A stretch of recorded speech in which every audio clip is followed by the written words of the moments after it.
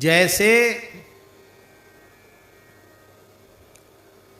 अग्नि काष्ठ को जलाती ही है। आग में लकड़ी डाल दो, कहो न जले, ये कैसे संभव होगा? अच्छा ठीक है, आपकी बिल्कुल श्रद्धा और विश्वास नहीं है अग्नि के प्रति कि जलाती है, फिर भी आप बिना श्रद्धा बिना विश्वास के लकड़ी डाल के देखो,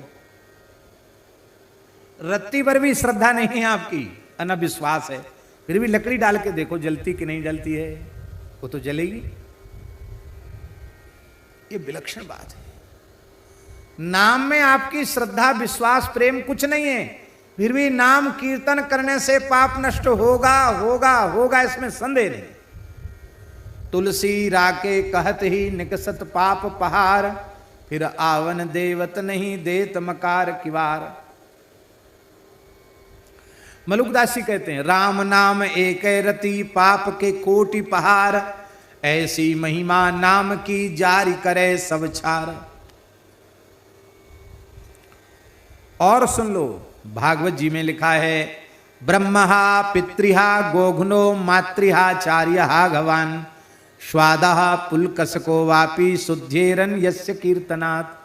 सुखदेव जी महाराज कहते हैं, ब्रह्मघाती, पितृघाती, गोघाती, मातृघाती, गुरुघाती, कुत्ते के मांस को पकाकर खाने वाला चांडाल पुलकस भी भगवान नाम का कीर्तन करे, श्री राम नाम का कीर्तन करे तो शुद्ध हो जाता है। इसलिए सब साधनों को छोड़ करके नाम जप करना चाहिए।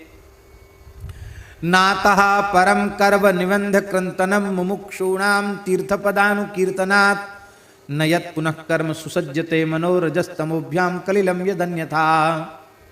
सुखदेव जी महाराज कह रहे हैं, इसलिए संसार चक्र से छूटने की इच्छा जिनके मन में है, उनके लिए भगवान नाम कीर्तन से बढ़कर, भगवत गुणगान से बढ़कर के दूसरा कोई साधन है ही नहीं।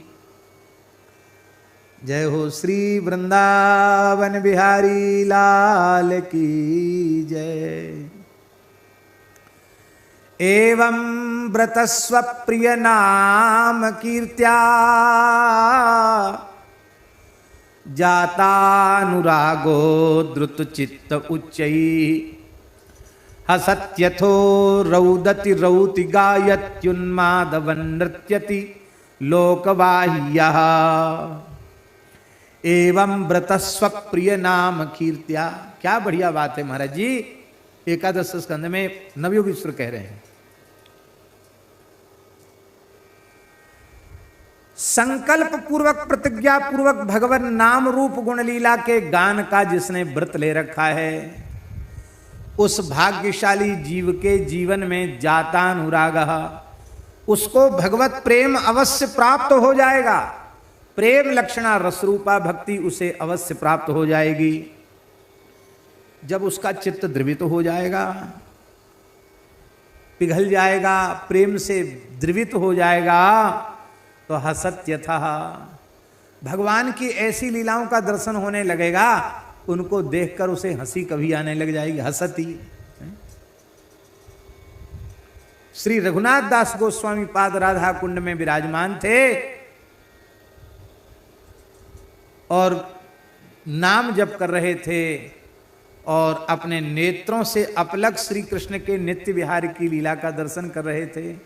लीला इस प्रकार की थी कि राधा कुंड के तटवर्ती निकुंज की एक अत्यंत पुष्पित लता के पुष्पों को देखकर श्री वृषभानुनंदिनी राधा रानी ने मनोरथ किया कि हे प्रियतम, इस कुसुमित लता के कुसुमों से, पुष्पों से मैं आपका श्रृंगार करना चाहती हूँ, इन पुष्पों का चयन करना चाहती हूँ। अब लता ऊंची है, श्री जी का हाथ वहां तक नहीं पहुंचता है, तो ठाकुर जी ने अपनी गोद में श्री जी को उठाकर ऊंचा कर दिया।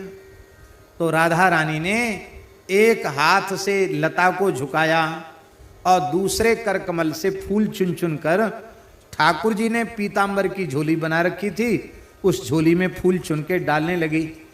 अब ठाकुर जी को कौतुक हुआ कि ये लता पकड़ के झूल तो रही हैं, थोड़ा छोड़ दें तो थोड़ी और झूला झूल जाएंगी, उस समय इनकी झांकी कैसी होगी। तो ठाकुर जी ने धीरे से अपनी गोद से छोड़ दिया जैसी ढीली गोद की तो श्री जी ने गिरने लगी तो दूसरे हाथ से भी लता को पकड़ लिया। अब लता को पकड़ा तो लता के सहारे राधा रानी झूला झूल गई, झूलने लगी। और जब झूलती हुई श्री जी को देखा तो ठाकुर जी तो हंसने लगे और श्री राधा रानी प्रणय कोप की मुद्रा से प्रीतम की ओर देखने लगी कि तुम बड़े धोखेबाज हो, बड़े चंचल हो, देखने लगी। इस लीला का दर्शन करके रघुनाथ दास जी हंसने लग गए ठाकुर जी की नटखट लीला को देख करके। यह है हसती। कभी कभी नाम जापक के सामने ऐसी लीलाएं प्रकट होती हैं, उनको देखकर वो हंसने लग जाता है। हसत्यथो रोदती, कभी भगवान सामने प्रकट भगवान सहसा तिरोहित हो जाते हैं, अंतर्धान हो जाते हैं, तो कभी रोने लग जाता है। कभी उसको लगता है कि ठाकुर जी तो वो पहाड़ पर गैया चरा रहे हैं, ये सामने पर्वत पर ठाकुर जी खड़े हैं, अब मैं यहाँ हूं। अब मिलन की व्याकुलता है, निकट पहुंचने की व्याकुलता है, अब इतने जल्दी पहाड़ पर कैसे पहुंचेगा। तो यहीं से आवाज लगाता, गोपाल गोपाल रौती, उच्च स्वरेण आह्वयति, उच्च स्वर से आवाहन करता, पुकारता है, नाम लेकर पुकारता है। गायति, कभी प्रेम में विभोर होकर गाने लग जाता है, और कभी कभी तो इतना मतवाला हो जाता है कि नृत्यति, नाचने लग जाता है। लोकवाह्यः, उसे शरीर संसार की सुध नहीं रहती है, प्रेम में विभोर बेसुध होकर के वह नाचने लग जाता है। सुखदेव जी कह रहे हैं, यथा गदम वीर्यतमपयुक्तम यदृच्छया अजानतोप्यात्मगुणम कुर्यान मंत्रोप्युदाहृता। महाराज, जैसे दिव्य औषधि, अमृत हो अथवा विष ही हो, बिना जाने दैववशात कोई अमृत पी ले तो अमर हो जाएगा, उसको शक्ति बल प्राप्त हो जाएगा। और दैववशात न जानता हुआ विष पी ले तो भी मर जाएगा। ऐसे ही श्री राम नाम की महिमा के बोध के बिना भी, ज्ञान के बिना भी कोई नाम का कीर्तन कर ले, जप कर ले, तो उसका संसार का दुख मिट जाएगा, इसमें संदेह नहीं। मार्कंडेय पुराण में भगवान व्यास अपने शिष्यों को कह रहे हैं, धर्मा नशेष संशुद्धान सेवन्ते ये द्विजोत्तमा तेभ्यो नंत गुणम प्रोक्तम श्रेष्ठम श्री नाम कीर्तनम। इतना बढ़िया श्लोक है मार्कंडेय पुराण का। ये भगवान व्यास अपने शिष्यों को समझाते हुए कह रहे हैं, श्रेष्ठ वर्ण श्रेष्ठ ज्येष्ठ ब्राह्मण आदि बड़ी तत्परता पूर्वक, बड़ी सावधानी पूर्वक विशुद्ध धर्मों के सेवन से जिस पुण्य फल की प्राप्ति करते हैं, उससे अनंत गुणित पुण्य, तेभ्यो अनंत गुणम प्रोक्तम, उससे अनंत गुणित पुण्य की प्राप्ति श्री नाम कीर्तनात्, केवल श्री नाम संकीर्तन से प्राप्त हो जाती। ये व्यासी अपने शिष्यों से कह रहे हैं। बोले नाम की कृपा से क्या मिलता है? यस्यानुग्रह तो नित्यम परमानंद सागरम रूपम श्री रामचंद्रस्य सुलभम भवति ध्रुवम।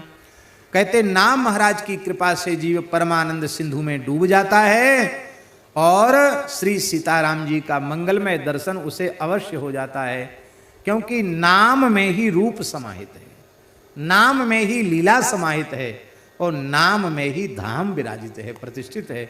नाम के भीतर सबका अंतर्भाव है।